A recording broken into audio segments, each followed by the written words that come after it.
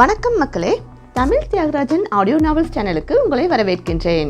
இன்னைக்கு தமிழ் தியாகராஜன் எழுதிய உளவே தலை ஸ்டோரி தான் கேட்க போறோம். விவசாயத்தின் முக்கியத்துவத்தை உணர்த்தக்கூடிய ஒரு சிறுகதை. வாங்க டைம் வேஸ்ட் பண்ணாம கதைக்குள்ள போகலாம். அதுக்கு முன்னாடி நீங்க இப்பதான் நம்ம சேனல் ஃபர்ஸ்ட் டைம் பாக்குறீங்கன்னா மறக்காம சப்ஸ்கிரைப் பண்ணிக்கோங்க. உளவே தலை. அன்னலட்சுமியின் மனம் ஒரு நிலையில் இல்லை. பக்கத்து வீட்டில் இருந்த பர்வதம் வந்து பேசி சென்றதிலிருந்தே ஒரு தடுமாற்றத்துடன் இருந்தார். காட்டு வேலை செய்கிறவங்களுக்கெல்லாம் இப்போ யாருக்கா பொண்ணு கொடுப்பா என்று மகன் பார்த்து கொண்டிருந்த விவசாய வேலையையும் சேர்த்தே குறைத்து பேசிவிட்டு சென்றிருக்க தவிப்புடன் இருந்தார். தன் மகன் சரவணன் வந்தவுடன் இன்று இதை பற்றி பேசி ஒரு முடிவு எடுக்க வேண்டும் என்ற எண்ணத்துடன் மகனின் வருகைக்காக காத்திருந்தார். அன்னலட்சுமி முருகேசன் தம்பதியரின் ஒரே மகன் சரவணன். அவர்களுக்கு சொந்தமாக சிறிது விவசாய நிலம் உள்ளது. சிறுவயது முதலே தந்தையுடன் இணைந்து விவசாய பணிகள் மேற்கொள்வதில் ஆர்வம் அதிகமுடையவன். விவசாயத்தின் மீதுள்ள தனது காதலால் போராடி பிஎஸ்சி அக்ரிகல்ச்சர் படித்துவிட்டு மீண்டும் விவசாயத்தை கையில் எடுத்துள்ளான். அதோடு அரிய வகை தாவரங்கள் மற்றும் மூலிகை செடிகளின் நாற்றுக்களை உற்பத்தி மற்றும் ஏற்றுமதி செய்வதென தனது அடுத்த முயற்சியையும் வெற்றிகரமாக துவங்கியுள்ளான். மதியம் உணவருந்திவிட்டு வேப்பமர நிழலில் இடப்பட்டிருந்த கட்டிலில் அமர்ந்திருந்தவன் அருகில் சென்று அமர்ந்தார் அன்னலட்சுமி.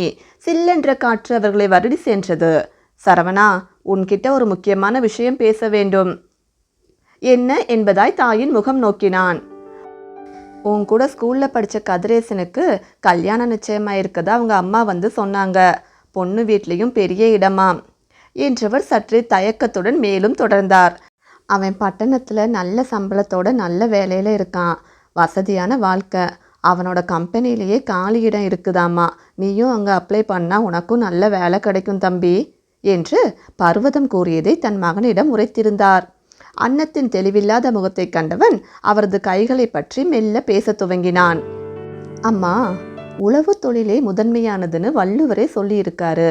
அதுக்கேற்ற மாதிரி இப்போல்லாம் நிறைய பட்டப்படிப்பு படித்தவங்களும் இன்ஜினியரிங் முடித்தவங்க கூட விவசாயத்தோட முக்கியத்துவத்தை உணர்ந்து இயற்கை விவசாயம் பண்ணுறாங்க தெரியுமா என்றவனை ஆச்சரியத்துடன் நோக்கினார் அன்னம்.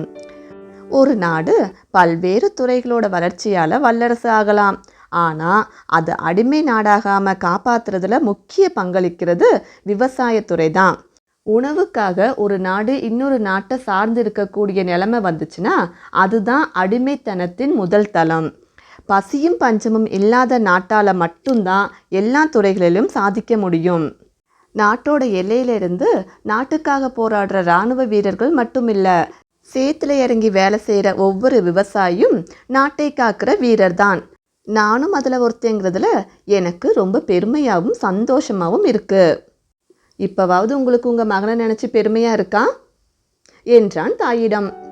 ஆமாப்பா, என் மகன் நாட்டுக்காக உழைக்கிற ஒரு வீரன்னு இப்போ எனக்கும் பெருமையாக இருக்கு என்றவர் மனதிலோ, இனி யாராவது விவசாயத்தை குறை சொல்லிட்டு வரட்டும். விவசாய மூலப்பொருட்களான எதையும் சாப்பிடாம 10 நாள் இருந்துட்டு அப்புறமா வந்து பேசுன்னு சொல்லி அனுப்பணும் என்று எண்ணியபடி மகனை பெருமிதத்துடன் கட்டியணைத்து கொண்டார் அன்னம். அவர்கள் கூற்றை ஆமோதிப்பது போல் அங்கிருந்த மரங்களும் காற்றில் அழகாக அசைந்தாடியது. கதை பிடிச்சிருந்தா லைக் பண்ணிட்டு மறக்காம கதை பற்றிய கருத்துக்களை கமெண்ட்ல சொல்லுங்க. மீண்டும் அடுத்த கதையில் சந்திக்கலாம். அன்புடன் தமிழ் தியாகராஜன்.